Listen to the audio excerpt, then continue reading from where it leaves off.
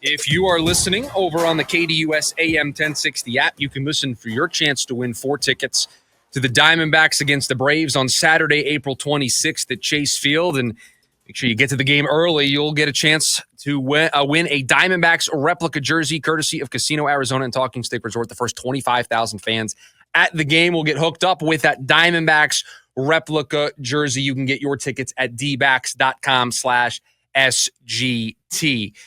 Two of the bright spots outside of Corbin Carroll on the offense for the Arizona Diamondbacks have been Josh Naylor and Pavin Smith, the team's brand new first baseman and the team's DH, which was an internal promotion as one of the young guys on this team. I saw these stats this morning that have proved early on the Diamondbacks' 2 big gambles that they made this offseason have paid off, because they decided Christian Walker out of the price range, weren't willing to go to the $20+ million per season that he got from Houston. Josh Pederson, their DH, did not feel comfortable bringing him back, wanted to go with an internal option. And so far, for both of those guys, I saw this morning at D-Backs Stats Info on Twitter, put this together. Christian Walker to start the year is 7 for 48. That is a 146 batting average, 2 extra base hits, 1 RBI, 2 walks, 18 strikeouts, a 425 OPS. Josh Pederson to start 2025 is 3 for 32. That is an 094 batting average, 1 extra base hit, no RBIs, 3 walks, 8 strikeouts, and a 341 OPS. Where is, if you look at the production that the Diamondbacks are getting from Josh Naylor, who they acquired to be their Christian Walker replacement, and for Pavin Smith, who they promoted to be their DH, Pavin Smith's hitting 400 in his 35 plate appearances. He has a home run. He's got a 486 on base percentage.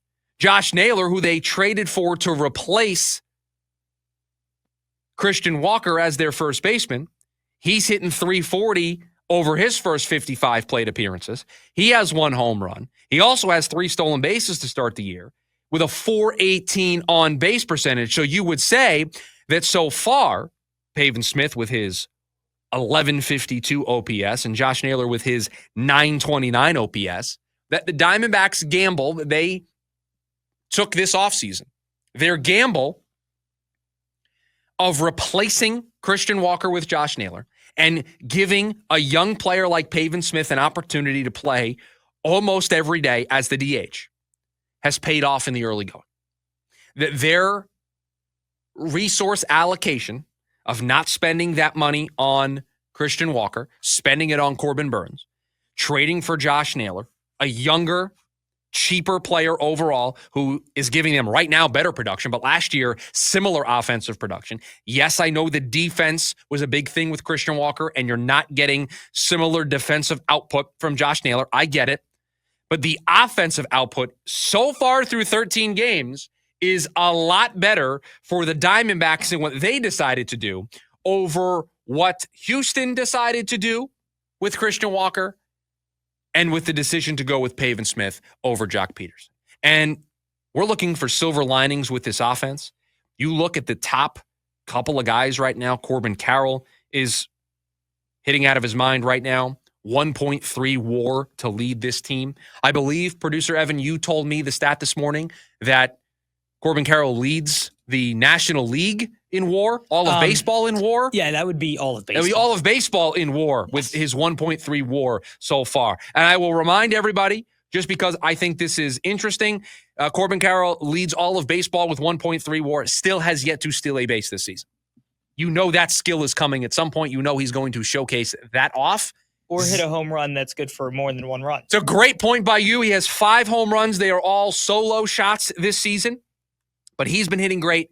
Pavin Smith has really turned a corner here to start the year, and Josh Naylor was good. We were waiting for the power to show up. Home run in that Baltimore series. So you're getting the production from the top part of the lineup.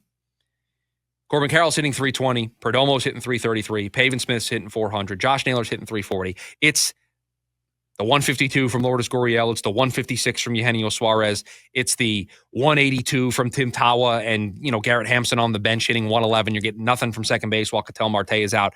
You're trying to piece this together, but I find it incredibly encouraging that the two big gambles that this team made offensively, the Arizona Diamondbacks rolled the dice. They gambled. Christian Walker, fan favorite, good player, power production, defense, $20 million plus a season? No, thank you. We're going to trade for Josh Naylor. So far, 13 games in, looks like a worthwhile gamble. Jock Pederson was here, opted out, going to cost a pretty penny to bring back a DH. We're going to go with an internal option that's cost-controlled, a young player that we believe in. So far, that looks like a gamble that has paid off. Pushing all the right buttons so far. And the thing that would be the cherry on top, and this is the thing I expect to see, once Corbin Burnes starts pitching like Corbin Burnes, it will look like your entire offseason plan, not spending on Christian Walker, spending big on Corbin Burnes, that being your big expenditure, going with a cheaper, younger option in Josh Naylor, making that trade, and going with an internal option at DH. That was your big plan. We may take a step back offensively, but we believe in these guys. Your plan would have worked. If we start to see vintage Corbin Burnes, and we will, once we do that, if Pavin continues, he's not going to hit 400 for the whole season, but if he continues to be outpacing what Jock Pederson is doing, and if Josh Naylor continues to outplay what Christian Walker is doing in Houston, your plan, executed flawlessly, executed to perfection. So I wanted to give that some love here ahead of this Brewers series. You're excited about this already, and the slam dunk, home run, whatever you want to call it, deal you made in the offseason has been the worst of the three moves to this point. Yep.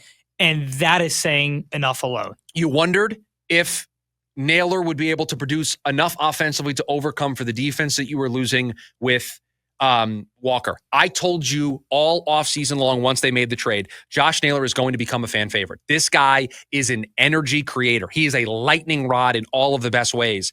This is a guy you want to be on your team, that you want to represent your club. And he is doing that so far. Pavin Smith, we worried, okay, this is a huge bet. You're betting on a young player. He had a good year last year in the small sample size. You're going to turn the sample size up a bit. You're going to give him more opportunity. What does he do with it? So far, so good. And yes, to your point, the big piece to all of this was Corbin Burnes. That piece hasn't worked out yet. What does this look like when Corbin Burnes is vintage, classic Corbin Burnes? That's the thing that gets me excited.